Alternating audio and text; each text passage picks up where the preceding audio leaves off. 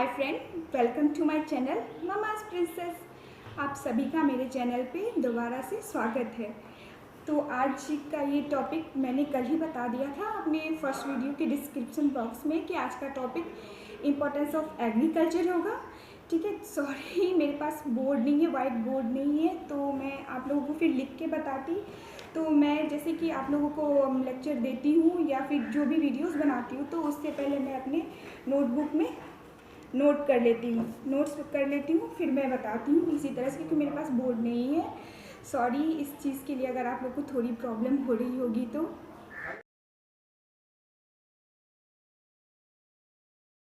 तो चलिए बिना देर किए हुए इस वीडियो को स्टार्ट करते हैं। जैसा कि मैंने बताया अभी आपको कि आज का टॉपिक है इम्पोर्टेंस ऑफ एग्रीकल्चर का क्या इम्पोर्टेंस है।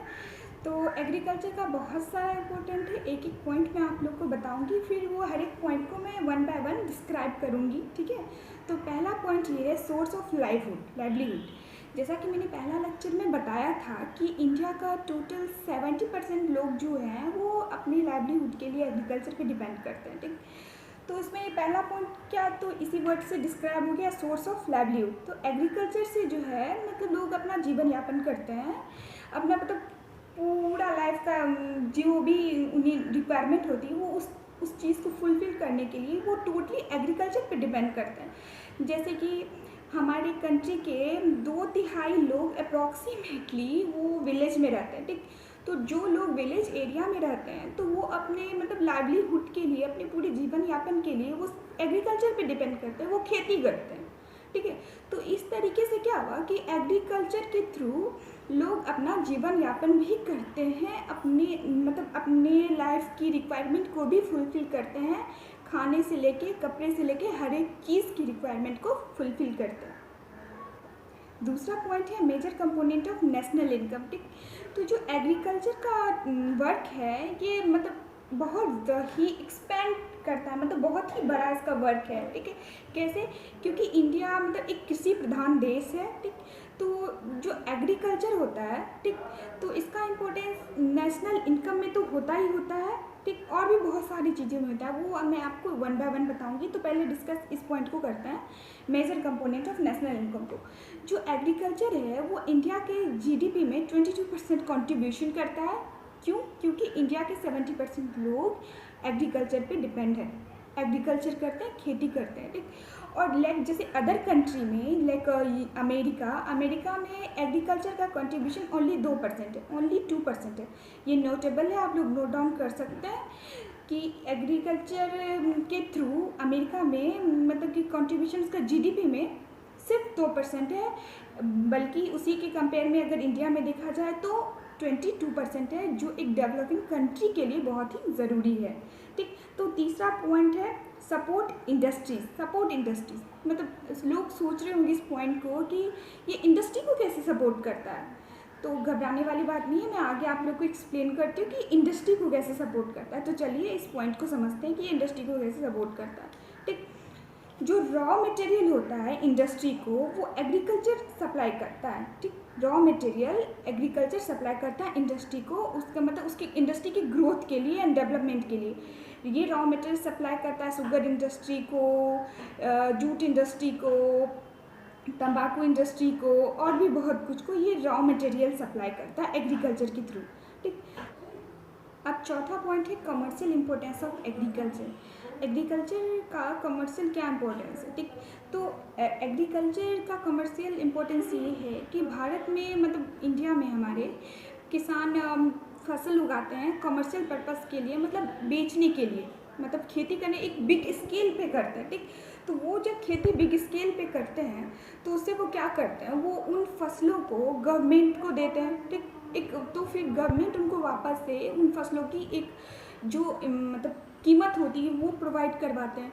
तो फिर गवर्नमेंट के थ्रू ही जो होता है उन फसलों को आयात निर्यात होता है, मतलब एक नेशनल लेवल पे होता है, मतलब एक कंट्री से दूसरे कंट्री होता है। तो ये मतलब कमर्शियल लेवल को इंक्रीज़ करने के लिए फार्मर क्या करते हैं, अपने फसलों के लिए फर्टिलाइज़र्स का यूज़ करते हैं, केमिकल्स का यूज़ करते हैं, ताकि उनकी मतलब कि फसल जो है और इंक्रीज़ हो, अच्छे से इंक्रीज़ हो, इसलिए वो केमिकल्स वगैरह का यूज़ करते हैं, फर्टिलाइज़र का यूज़ करते हैं, ताकि उनकी फसल की उर्वरक क्षमता बढ़े क्वांटिटी बढ़े और उनका कमर्शियल लेवल पे और इंक्रीजमेंट हो।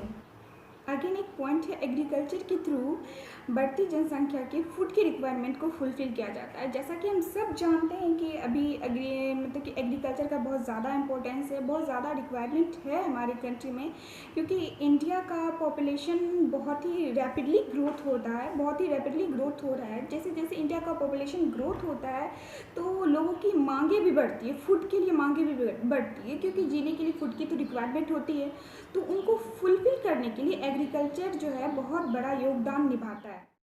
इन अदर वर्ड्स हम कह सकते हैं कि डेवलपिंग कंट्री में फूड की रिक्वायरमेंट, फूड की मांग उतनी ही ज़्यादा तेज़ होती है जितनी ज़्यादा उनकी ग्रोथ रेट होती है। तो चलिए हम अनदर पॉइंट पे आते हैं। तो अनदर पॉइंट क्या है? अनदर पॉइंट है कंट्रीब्यूशन टू कैपिटल प्रोडक्शन। ठीक, जैसा कि हम लोग जानते हैं कि इंडिया एक डेवलपिंग कंट्री है। ठीक, इंडिया डेवलपिंग कंट्री है, तो इसका सबसे बड़ा उद्योग क्या है? इसका सबसे बड़ा उद्योग एग्रीकल्चर है। ठीक, इसलिए यह पूंजी निर्माण के दर को भी, मतलब कि प्रोडक्शन ऑफ कैपिटल को भी इंक्रीज कर सकता है। क्यों? क्योंकि यहाँ सबसे ज़्यादा खेती होती है, 70% लोग एग्रीकल्चर पर डिपेंड करते हैं। ठीक, तो ये अगर ऐसा नहीं हुआ, ठीक, अगर हमारा कैपिटल इंक्रीज नहीं हुआ इसके थ्रू, तो हमारी इकोनॉमिक को सबसे बड़ा झटका लग सकता है। अनदर पॉइंट है सोर्स ऑफ एम्प्लॉयमेंट। ठीक, तो इंडिया का 2/3 लोग जो होते हैं वो गांव में रहते हैं, तो उन लोग का मेन एम्प्लॉयमेंट क्या है? अपने जीवन यापन के लिए खेती, एग्रीकल्चर, वो अपने पूरे की पूरी लाइवलीहुड के लिए एग्रीकल्चर पे डिपेंड करते हैं। इसलिए एग्रीकल्चर जो होता है वो एम्प्लॉयमेंट भी लोगों को प्रोवाइड करवाता है। अनदर और मेन पॉइंट है source of food, important source of food. तो ये क्या होता है कि जब हमारा देश आज़ाद हुआ था 1947 में, तो हमारे पास फूड की कमी थी, मतलब फूड उतना सफिशिएंट अमाउंट में हमारे पास नहीं था। बट 1969 में जब हरित क्रांति आई, मतलब ग्रीन रिवॉल्यूशन आया, उसके बाद हमारे पास फूड की कमी नहीं हुई, क्योंकि मतलब डिफरेंट टाइप्स के वीट के वैरायटी, राइस के वैरायटी डेवलप किए गए, डिफरेंट टाइप्स के फर्टिलाइज़र डेवलप किए गए, जिसके थ्रू क्या हुआ कि हम उर्वरक क्षमता बढ़ी उनकी फसलों की। ठीक, तो और हम ज़्यादा से ज़्यादा हमें इनकम भी हुआ और हमें फसल की ग्रोथ रेट भी बहुत ही अच्छी रही। तो उसके बाद हमें भोजन की कमी नहीं हुई, फूड की कमी उसके बाद हमें नहीं हुई। तो एग्रीकल्चर क्या है? मेन सोर्स ऑफ फूड भी है। तो आइए हम अनदर पॉइंट और लास्ट पॉइंट पे आते हैं। लास्ट पॉइंट हमारा है इंटरनेशनल इम्पोर्टेंस। ठीक, इसका एग्रीकल्चर का इंटरनेशनल इम्पोर्टेंस भी बहुत सारा है। तो क्या है, आइए हम उस चीज़ पे डिस्कस करते हैं। तो पहला पॉइंट क्या है कि इंडिया जो है वो मूंगफली में, ठीक, मूंगफली में और शुगर कैन में फर्स्ट रैंक पे है। मतलब किस चीज़ के लिए फर्स्ट रैंक में? कल्टीवेशन के लिए फर्स्ट रैंक पे है। ठीक, और चावल के लिए, राइस के लिए और स्टेपल कॉटन के लिए सेकेंड रैंक पे है। तंबाकू के कल्टीवेशन के लिए हमारा इंडिया रैंक करता है पूरे वर्ल्ड में थर्ड पोजीशन पे। ठीक, तो अगर हमारा इंटरनेशनल वैल्यू बढ़ता है, तो इससे क्या होता है कि हमारा इंटरनेशनल मार्केट में भी हमारा इम्पोर्टेंस बढ़ता है, इम्पोर्टेंस इंक्रीज़ होता है, जिससे हमारे कंट्री को, एक डेवलपिंग कंट्री को बहुत ही बेनिफिट्स होते हैं। तो एक एक करके मैंने सारे पॉइंट्स होप्स डिस्कस कर दिए हैं। अगर फिर भी आप लोगों को कुछ लगे कि ऐसा कि मुझसे कुछ छूट गया है, तो प्लीज़ कमेंट सेक्शन में मुझे ज़रूर बताएं, मैं उस पॉइंट को फिर से डिस्कस करूँगी। तो आइए मैं फिर से जितने भी पॉइंट्स मैंने आपको डिस्कस किए हैं वन बाय वन मैं फिर से एक बार से रिपीट कर देती हूँ। पहला पॉइंट सोर्स ऑफ लाइवलीहुड, दूसरा कंट्रीब्यूशन टू नेशनल इनकम, तीसरा supply of food and fodder, फिर सोर्स ऑफ रॉ मटेरियल, ठीक, foreign exchange, employment opportunity, international support, international importance, और फिर था contribution to capital production, market for industrial product and many more thing. Thank you so much for watching my video, and one more thing, please like, share and subscribe my channel.